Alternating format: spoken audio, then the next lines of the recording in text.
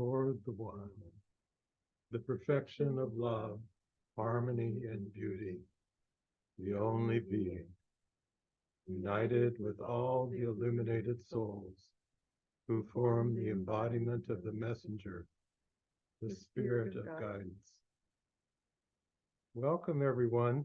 This is the first class of a 5-part series on the Gabrielite work.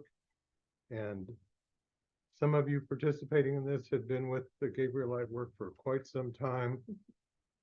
Some of you have been with us during the pandemic for a long series of classes that resulted in 2 books that we wrote during the pandemic. And some of you are brand new, but no prior experience is necessary for this series. So I'd like to begin by giving you just kind of a brief history of where the Gabrielite work has arisen. Well, you could say in a sense it began hundreds of years ago with the Sufis such as Ibn Arabi and Shahabuddin Suhrawardi, the tradition of the Ishraqis, the tradition of light.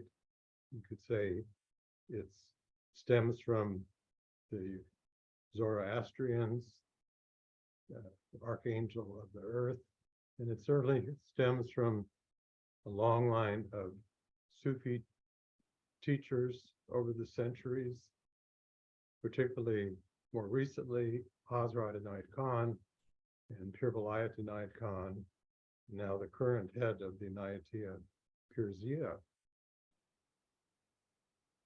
Gabrielite work really is a work of ongoing inspiration. It's not a work where Rabbani Ra and I sat down and go, well, let's see, we're going to take some of this and put it here with some of that.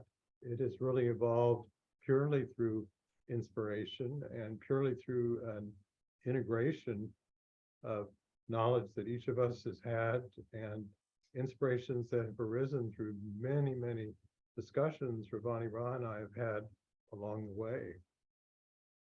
So one thing that is kind of a keynote of the Gabrielite work to me is something that Ibn Arabi said centuries ago.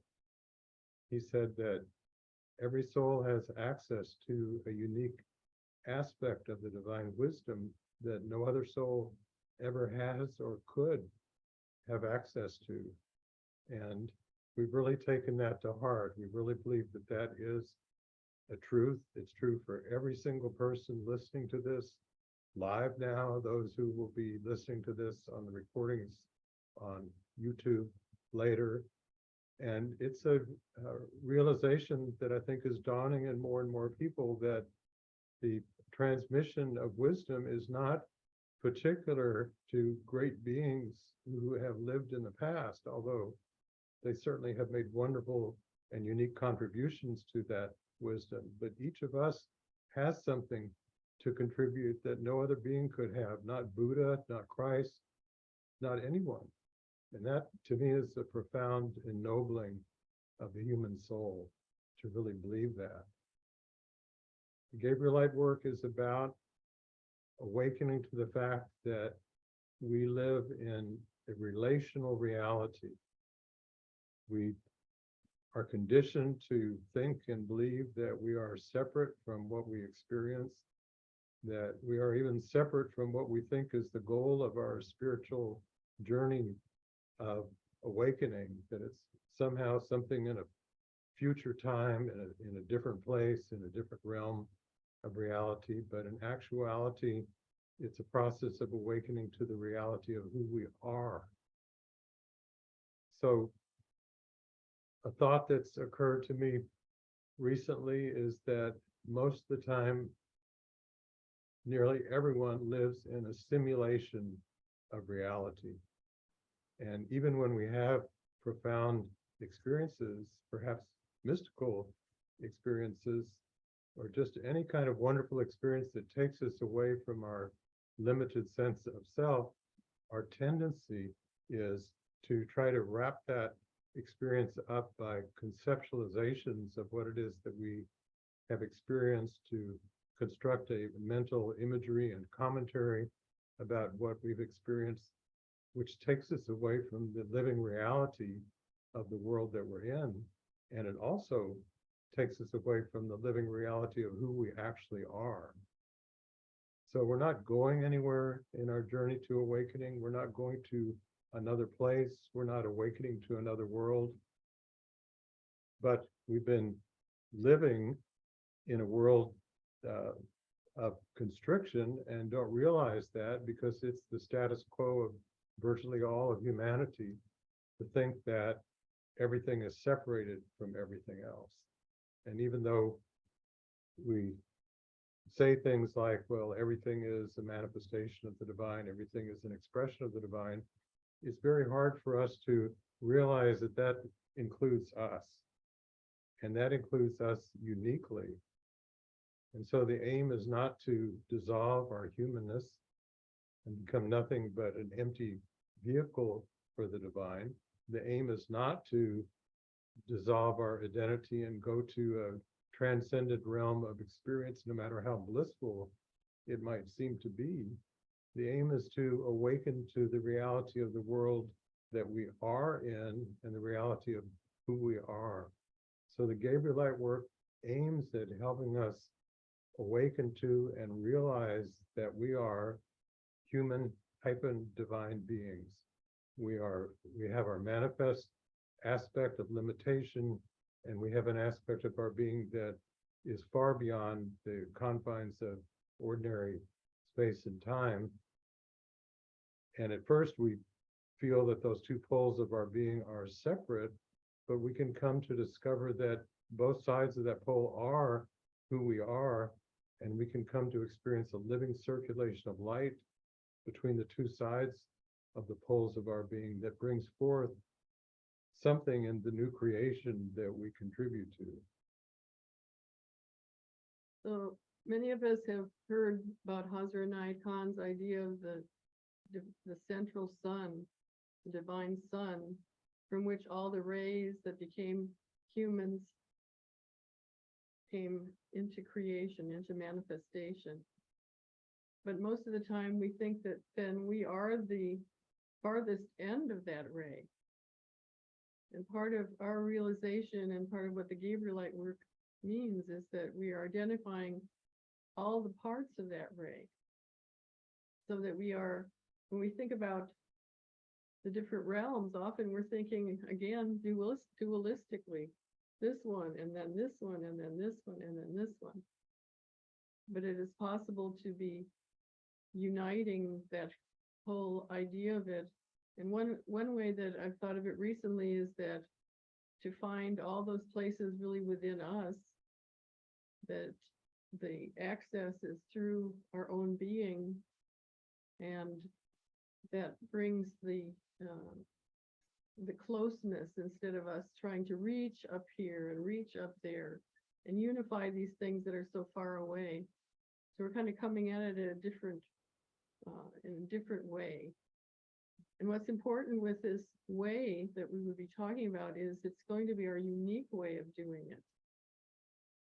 It's incredibly beautiful to have manifest all of these differences, all these ways that are introducing something new, not only through time, but through the separate manifestations that in the way that we see things.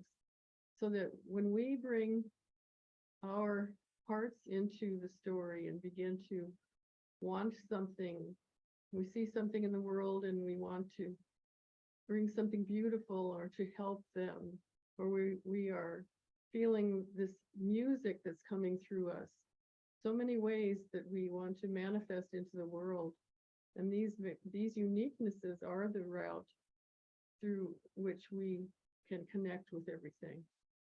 Can I enter in here? Yes. So once again, in our journey to awakening, there needs to be a major shift in our vantage point, or you could even call it our operating system, our way of relating to our experiences.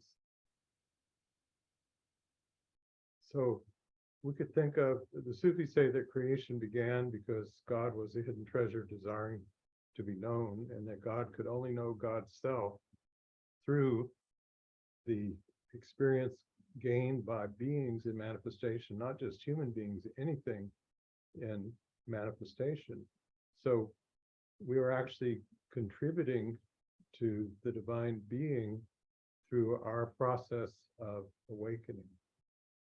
So Pir Vilayat talked about the ideas of spirituality and religion needing to be updated, needing to be in keeping with the discoveries of science of the time, with great respect for the contributions of the ancestors and keeping the parts that have wisdom that is timeless, but being willing to question assumptions that have been a part of religion and spirituality for hundreds, if not thousands of years. And one of those big assumptions is that what people think of as God is something separate from them, separate from manifestation.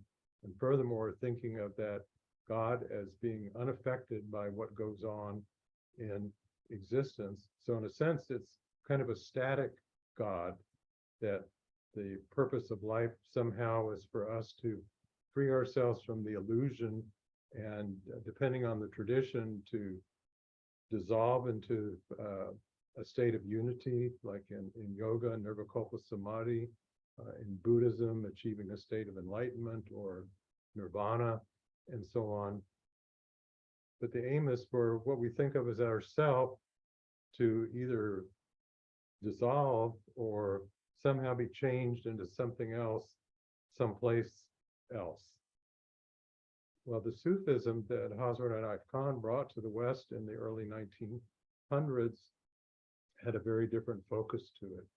It was what Pir Vilayat called purpose-oriented spirituality rather than causality-based spirituality. It was like the forward thrust of evolution that takes place through existence, not only of what we think of as ourself, but what we think of as the divine.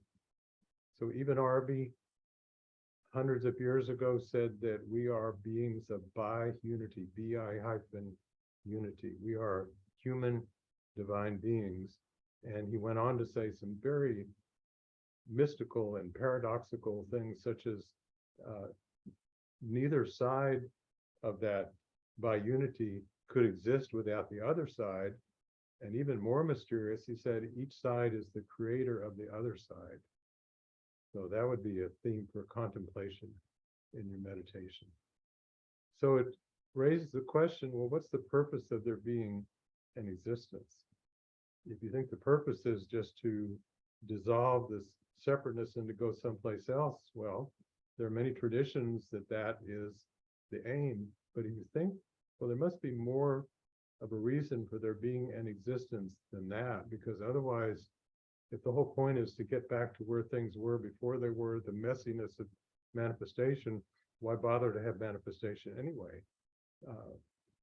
But what we see from science across fields in math and computers, physics, and so on, is the self-organizing nature of reality, that it's inherent in existence, that things are moving to a higher state of organization.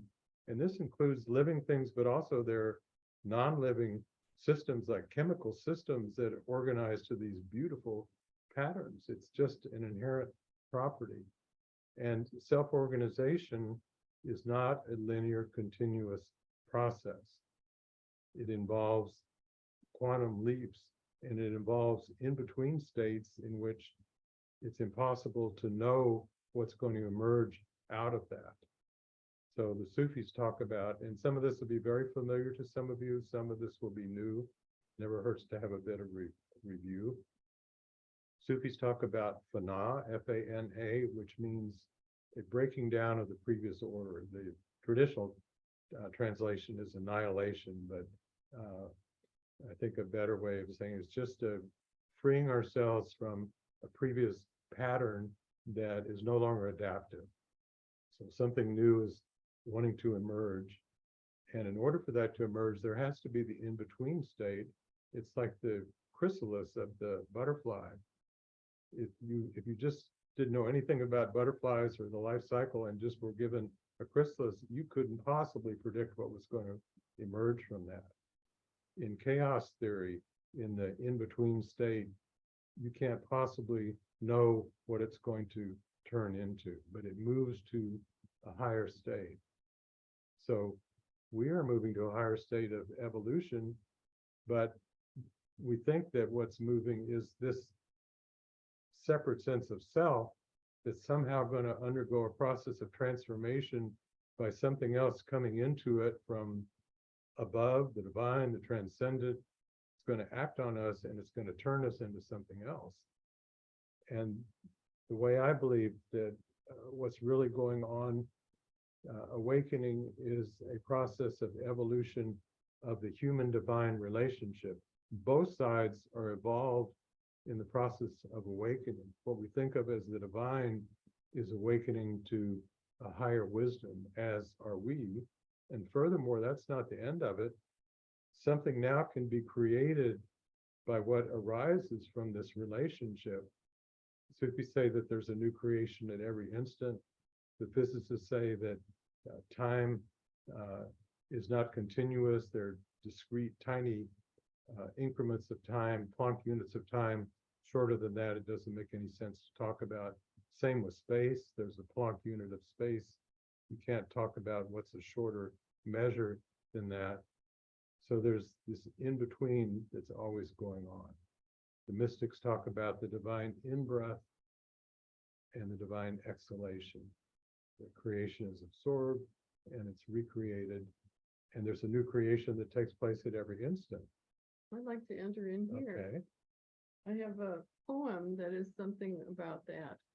Since we usually think that creation happened a long time ago and we really have nothing much to do with it, we just live with what we have, then somehow we are beginning to exercise this divine human relationship that we have, then we are actually entering into that new creation and we have something to do with how things are created. So this is called Divine Tendrils. This is from a book that I've written, Oh, Blinding Light at Midnight. My unfoldment has begun. Today I choose from the categories of blessings, mastery, joy, and friendship. Shine out for me, holy intentions. Throw yourself into the world like divine tendrils, working themselves into the very pattern of creation. Prompted by my beating heart, my alchemical heart, my caring heart, my trusting heart. But more than my fleshly heart, I carry, as you carry, that heart of hearts that through the ages has found itself in the midst of manifestation, yet has remembered its station in the highest of realms. Create now, you strong yet tender heart. Open the treasury. Guide divine intention carefully to become a glorious tomorrow. So living with this idea for a while of new creation, we're coming to realize that we have much more to do with it than we might have thought. Not only that, we are the beloved children, the beloved ones of the divine.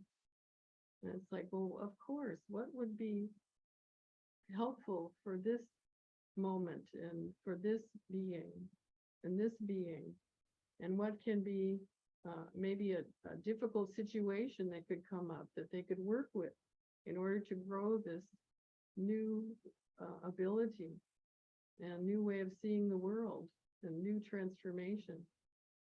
So we're feeling ourselves as part of the story instead of the observers of what's happening all around. Yes, and that leads right into the way Hazrat Inayat Khan talked about human beings being the only beings in all of creation who have their existence in every realm of existence. So you listen, you hear that, you think, what does that mean? What else is there? I'm in the world, I'm on the earth. What does it mean that I exist in all these other realms? Well, think of these other realms as different vibrational states of existence and reality. And imagine you have a receiver that so far you've only known that you could tune into the earth frequencies. And you can tune in through any of the five senses. And you can also tune into your thoughts about your experience. But then you discover there's other frequencies available to you. You have to become capable of experiencing them. Just like a musician with a good ear is able to hear overtones of notes. Well, we can all learn how to do that. An artist can see subtleties in color that we might not normally perceive, and so on. So there's different ways of perception with what the Sufis call the subtle senses that we can learn how to awaken.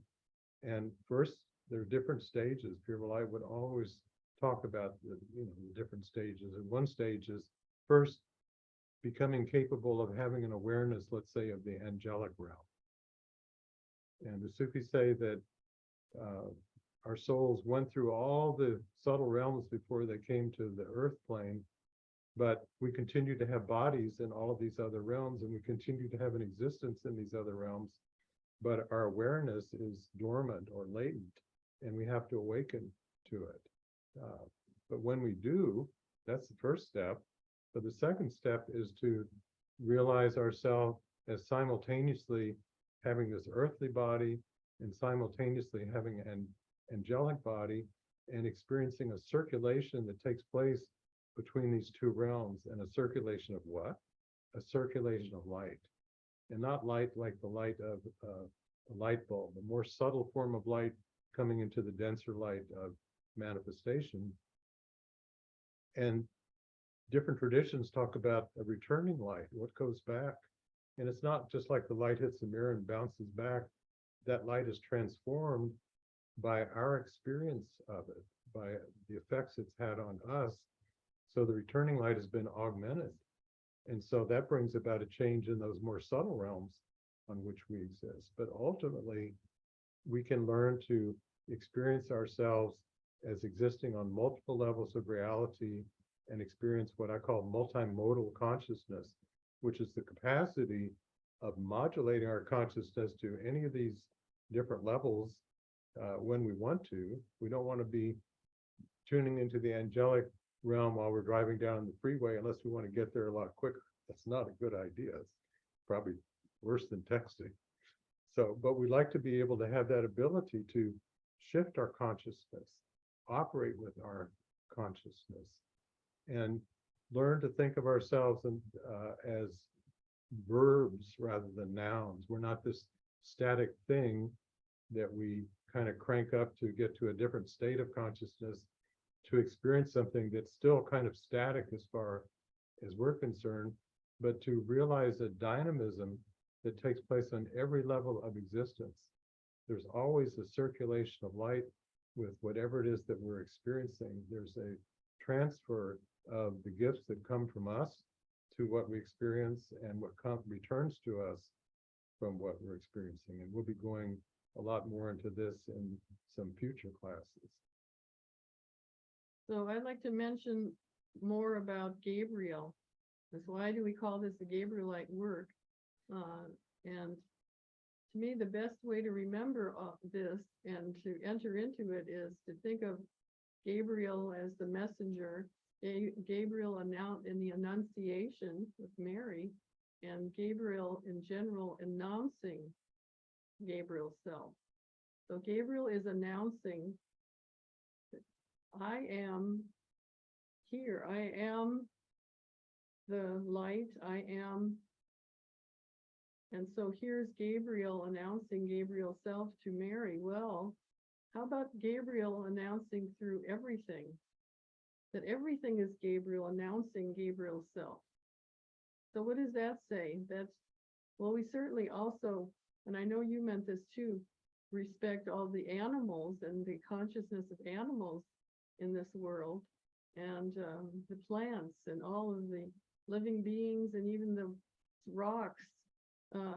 they are all announcing themselves. When we go on a nature walk and we pick up a rock, that rock has announced itself.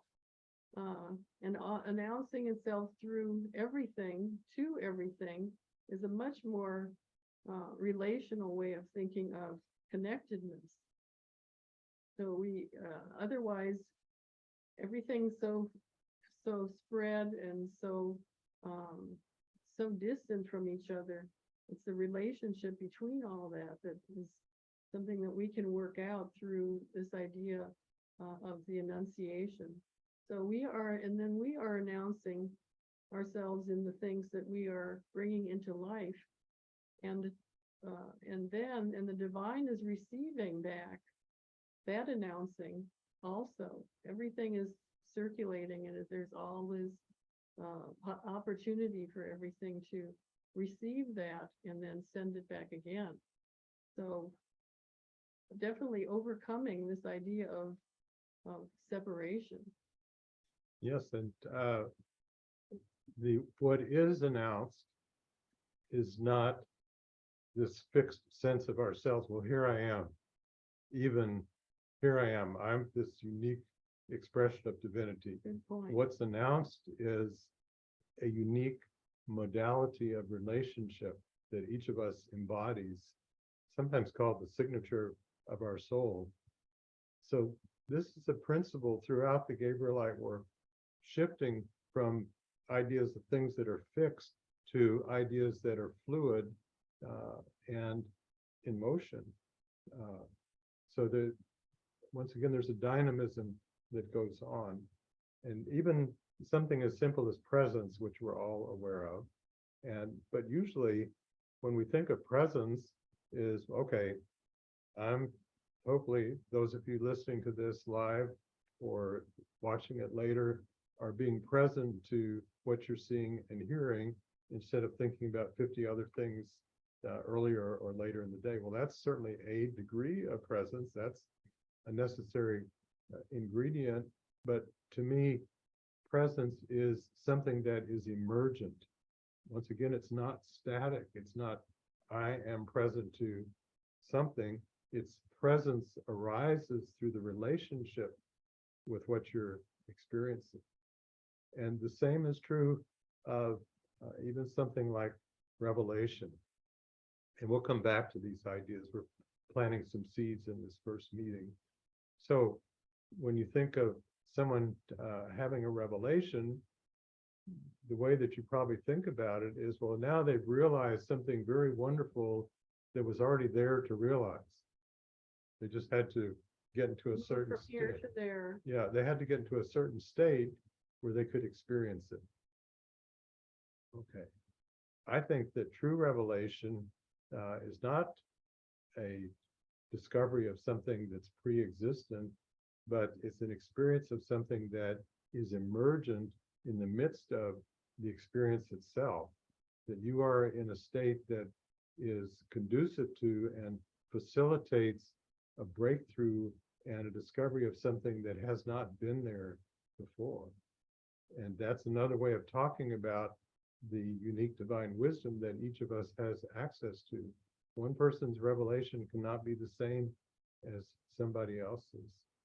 Even Arby said, talking about the new creation that exists in every instant, he said he was so far ahead of his time. He said it was self-similar to what had been there before, but never identical. He said no two things could, Hazrat Inayat Khan says the same thing, no two things could ever be the same. Quantum physics says the same thing. If two things are in an identical quantum state, they're the same thing. They're not differentiated. So let me say something here. So can you imagine how much that each one of us is loved, since there is this uniqueness? And not only that, the uniqueness of you from moment to moment, and how hopefully we learn to love all those aspects of our own personality. That the love that is released in the wisdom that is coming to us is incredibly overwhelming. And there is that in the Gabrielite work, incredible love And that, to me, that's the first realization that I bring to people in the classes, is to start to feel that love and cherishing, and in what way that we are held, as well as everything else in creation. This great satisfaction that comes, that just begins to circulate and overflow into everything that we do.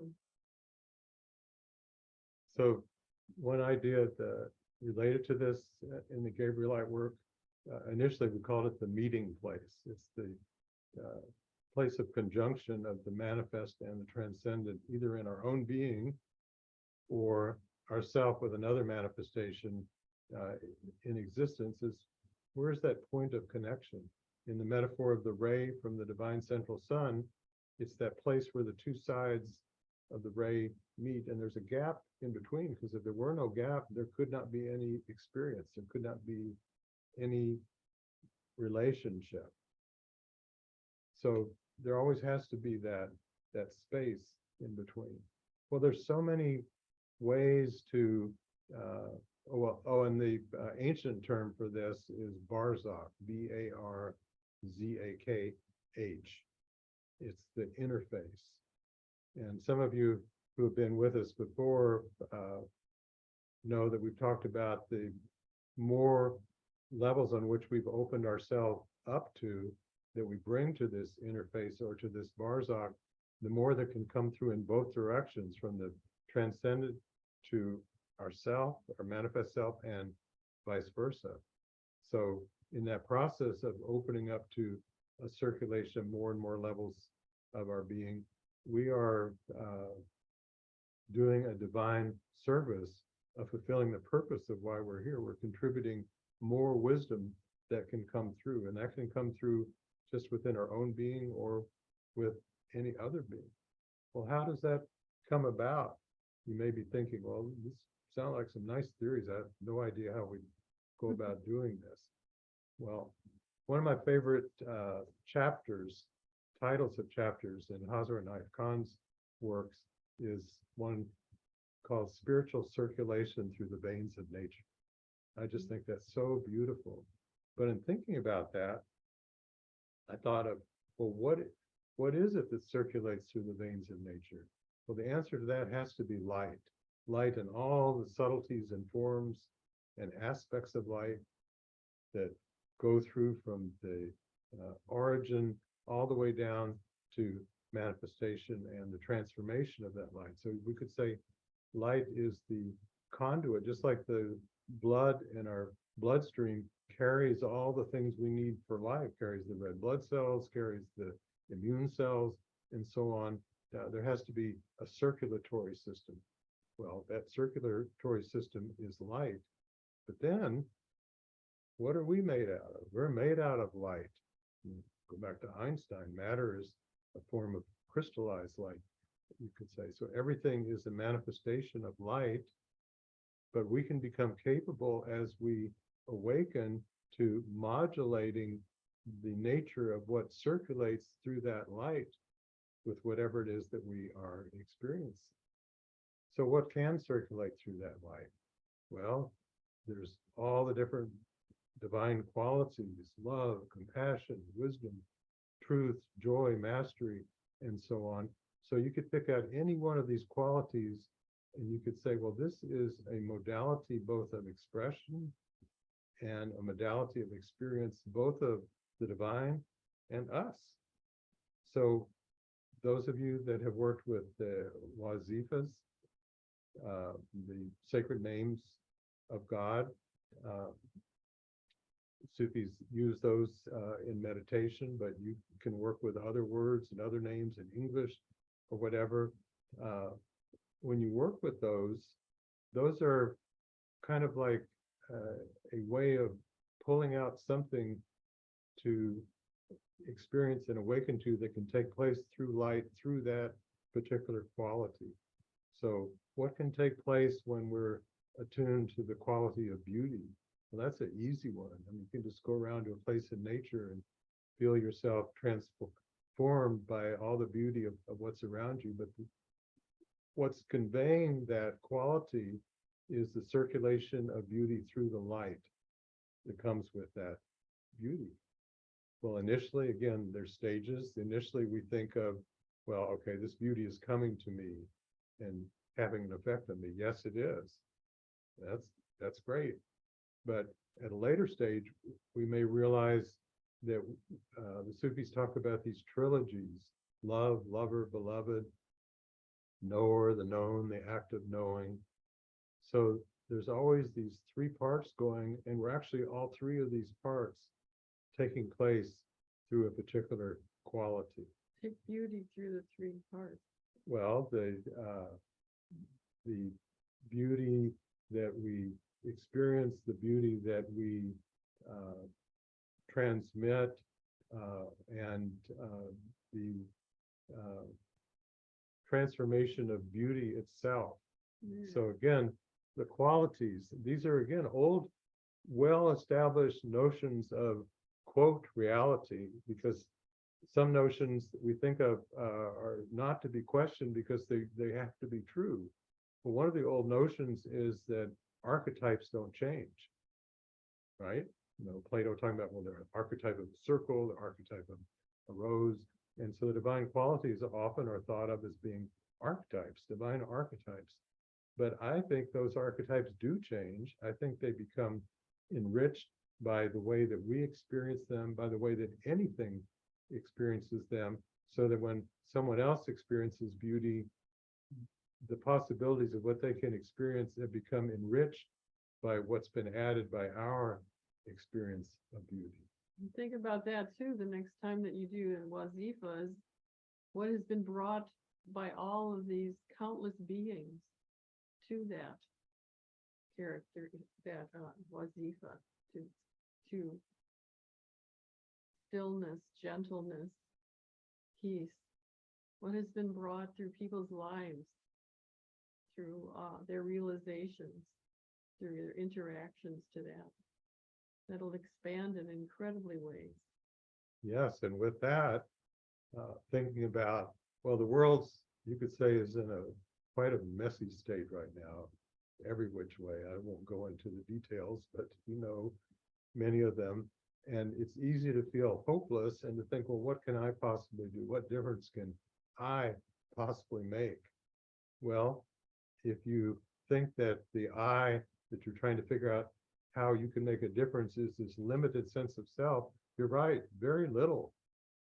Can't do much with that. You might have some nice little effect, but if you realize that, I like to think that we're all part of a divine cosmic neural network, where each node, which you could think of our souls, or each like nodes in the cosmic divine neural network, is unique, is contributing to the overall function and the possibilities of that network. And when you have two or more beings who come into alignment with their intention while maintaining their uniqueness, now something can arise from that that is much more than what could come from either side separately. And you'll probably see over the course of these 5 classes, there'll be many times when Ravani Ra and I are going back and forth, and one of us will have an insight that we didn't plan, we didn't have written down ahead of time. It's discovered along the way because of what transpires between the two of us interacting with each other. And so that's a hope that I have, that you can take from our way of teaching, that this is something that you can do, not necessarily that you're going to go and teach an online Zoom class about something, maybe you will, but that you can do in your life, in your way of interacting with anybody. And it's not like you're trying to evangelize or, you know, put some trip onto somebody or make something happen. Hazrat Inayat Khan says spirituality is a process of becoming a natural human being. So what a relief. By becoming natural, I can have a profound transformative effect on much more than what I realized was the scope of what I might have some impact over. You can seed the totality of all of existence with a gift that can only come from you, that now becomes available to everything in existence. Say that again. Yeah, instead of feeling like you're limited by your separate self, what you can do if you realize, well, come back to physics here. Physics says that everything in the universe is interconnected with each other. There's a phenomena that some of you are aware of in physics called non-locality, where if you have two pairs of particles that are in a relationship, so that let's say one has an upspin and the other has a downspin, and if you flip the spin of one, the other one has to change. They have to always be in this opposite state, but they found that they can be separated from vast distances across the ends of the galaxy, and instantaneously, when one changes, the other one changes, even faster than light could go from one to the other. Well, there's some pretty dramatic proof that everything is interconnected with each other. We are interconnected with everything in a very deep way, and not just through space. This connection transpires through time, and not just through present time. There's an effect in physics called retrocausality, where something in the present can change something in the past, or vice versa, even though they didn't exist at the same time. So what I was trying to say a little while ago is that we can have an effect, a profound effect, potentially on everything by a way of relating that frees us from the simulation that we've been living in, feeling like we were separated. But again, not trying to make anything happen, just being our natural state of self. Can you make it a little louder? Somebody's can't hear. If you can't hear it, you need to turn the volume on your computer, because I can't change the volume coming from this end. So just turn up the volume on your computer, or when you listen to this on YouTube later, It's maxed. yeah, when you listen to this on YouTube later, you'll probably be able to turn the volume up more. And if nothing else, a feature I discovered on YouTube, because I'm going to send a link to the recording after this is over, you can have YouTube give you an on-the-fly transcript, not perfect, of everything that's being said. Good So you'll point. have words on the side that go with. How do you get to the words? You can just Google it. I don't want to try to explain that right now, but it's not hard to do at all. Oh, headphones. Good point. Oh, good, yeah. Headphones. Headphones, if you can't hear, put headphones on. So depending on what you're listening on too, it may be limited to the volume that you can put out of it. So May I read a poem similar to what you're talking about? This is called Sweet Meadow. Sink down beneath the reactiveness that pushes you this way and that way. You have nothing to prove to anyone. Let us go beyond satisfying others' expectations. Everything awaits the freshness of your aware moment. Then blessings flow, each imprinted with newness, refreshing both giver and receiver. Give yourself the gift of presence now, being back in the center, touching all with the steadiness of a heart in bloom, freely dispensing an essence that reminds us all of that sweet meadow called home. very nice. So that reminded me to say some more about this meeting place, or the Barzakh. In the Kabbalah, you may be familiar with the diagrams of the tree of life. It has the different sephiroth, the different levels of it. But in the center is Tifereth, and Tifereth corresponds to the human heart. So the heart, I would say across spiritual traditions, is the way station between what we think of as the human and the divine.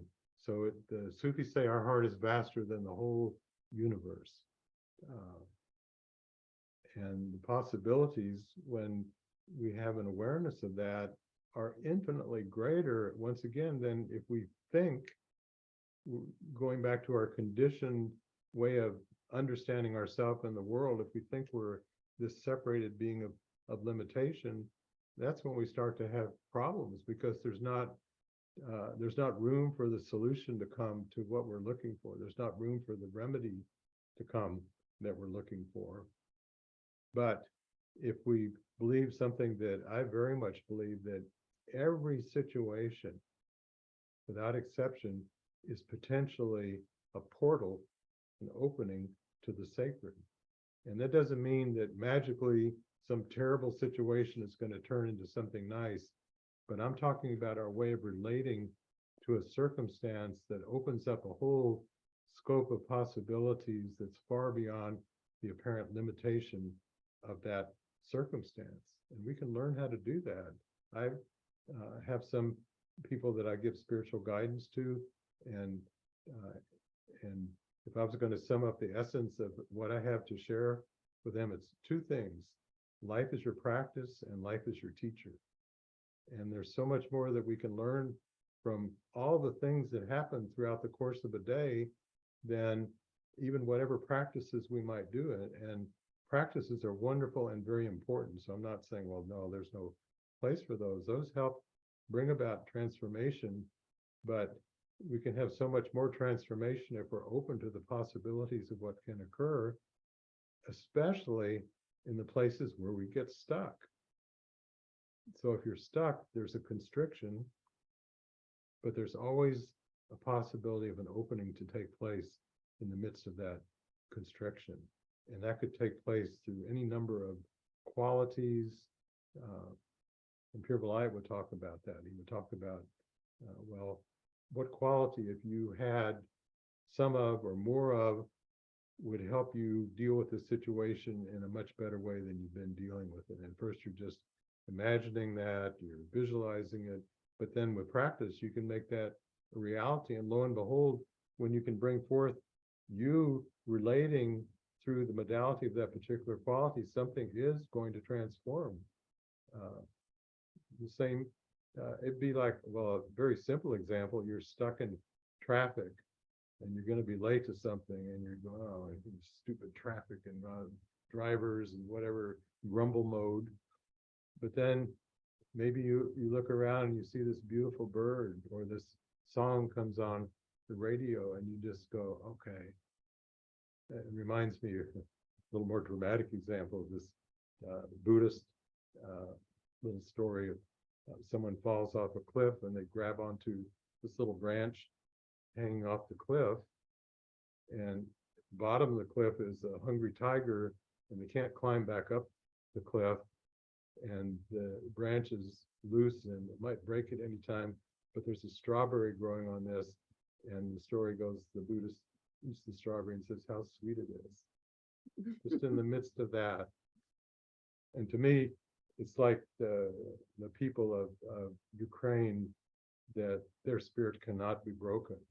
I don't want to turn anything into a political thing, but that's so inspiring to me. I mean, it's like there's a just adamant spirit of certainty that they're going to persist no matter what's happening externally. So one Sufi saying is that we can only count on that which we would possess after a shipwreck. We swim to the island and we have nothing. Well, we have a lot. We just don't have all the things we thought that we needed. So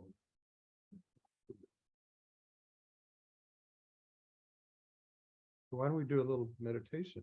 Mm-hmm.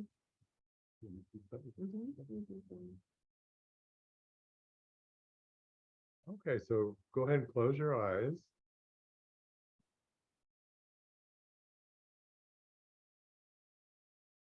And think of the excitement that you had when you were a child on Christmas morning and you went out and there was this big present under the tree and you couldn't wait to open this present. Just let yourself feel that.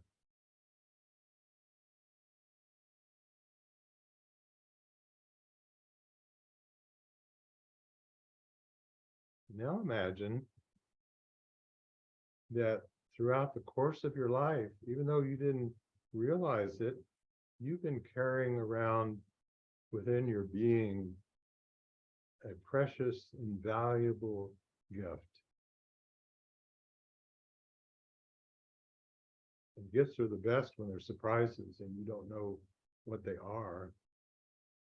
But you're having this sense of anticipation that the gift that you are carrying in your being is something beautiful, something sacred, something profound.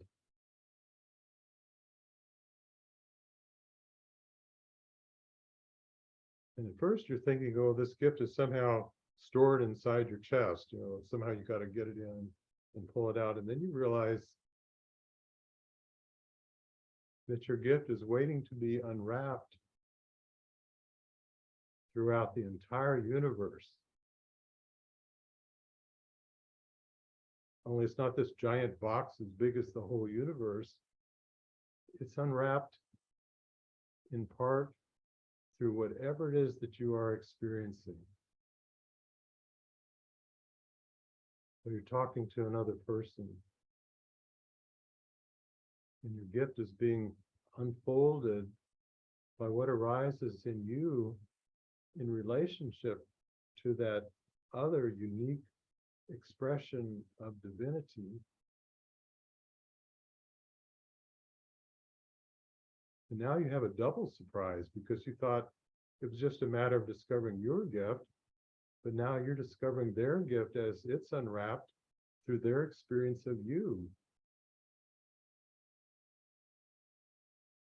So without trying to picture anything in particular or logically figure something out, put that all aside. Let yourself enter the realm of magic, mystery. And let yourself just feel something blossoming forth. And it's not a thing.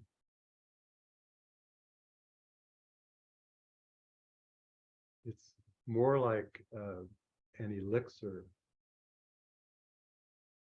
an incredible perfume that transforms whatever partakes of the essence of it.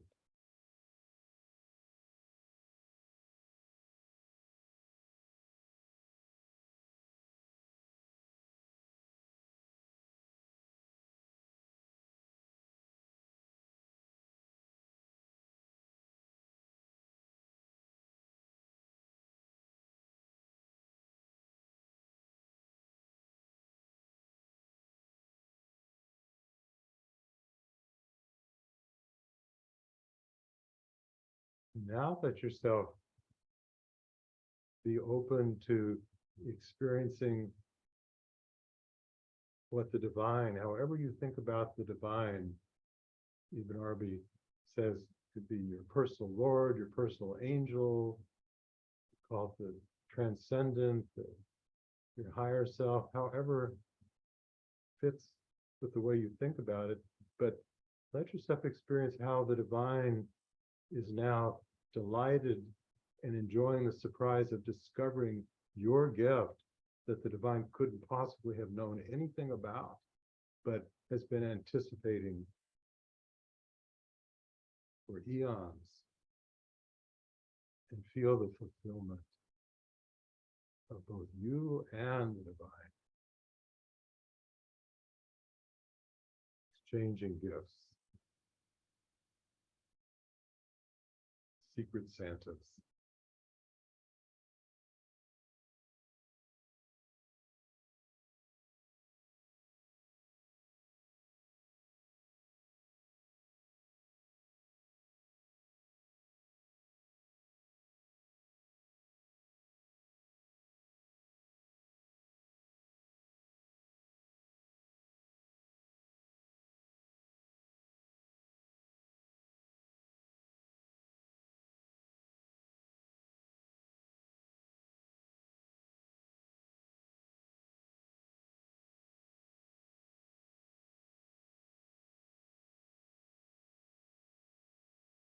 Ibn Arabi says that every soul embodies a unique name of the divine.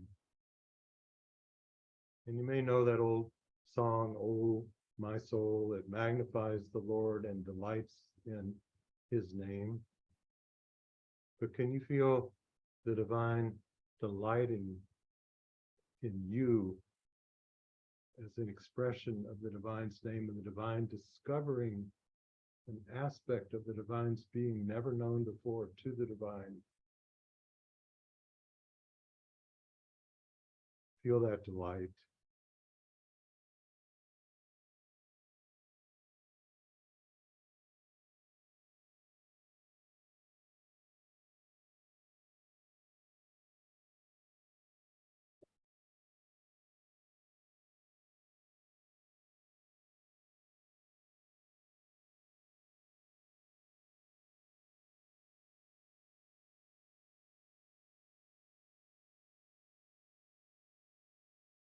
And feel how the divine discovers the divine's own being by what returns through any of the qualities of the divine, what returns through beauty.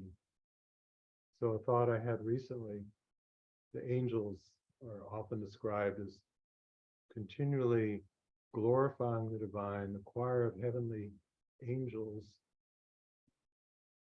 And I thought, the angels are actually enabling the divine to realize the divine's own beauty through the song of the angels.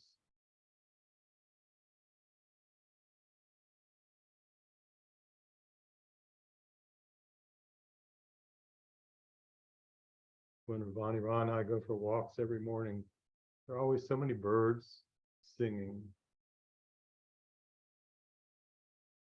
And they sing with such joy.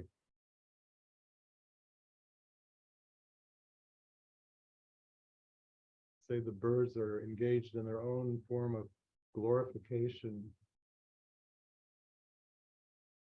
So may the music of each of our lives be a glorification to the divine and a gift to the rest of all of existence.